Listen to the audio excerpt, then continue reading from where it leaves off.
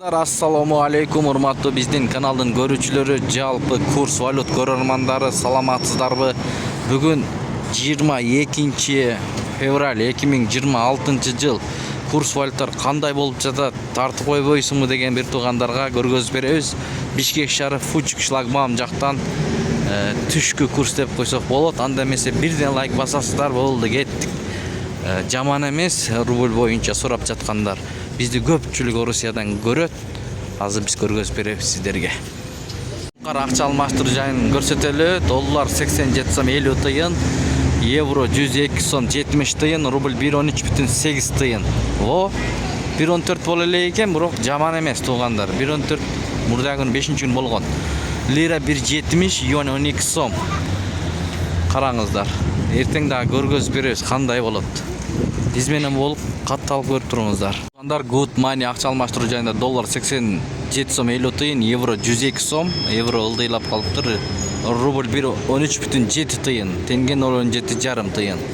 Теле акча алмаштыруу жайында доллар 87 сом 50 тыйын, евро 102 сом 90 тыйын, рубль 113,7 тыйын туугандар.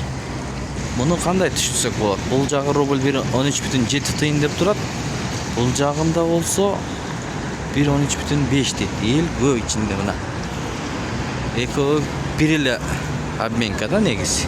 Калган окшойт, бул жагын алмаштырам дегенде. Кол менен да бул ручной. Электронный мынакей. Көтөрүлүп аттыр да кыскасы рубль. Туугандар, бул жерде доллар 87 сом 50 тыйын экен, көрүңүздөр. Евро 103 сом 20 тыйын. Рубль 113,8 тыйын. Бул жерде евро да өйдөрөк экен. Рубль да өйдөрөк экен. А жанында болсо 113,5 тыйын. Бул өзгөртүлө элек али.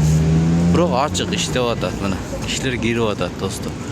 Доллар 87 сом 50 тыйын, евро 103 сом, рубль 113,5 тыйын, лира 1,90, юан 12 сом 30 тыйын. Өзбек суму 0,070 экен.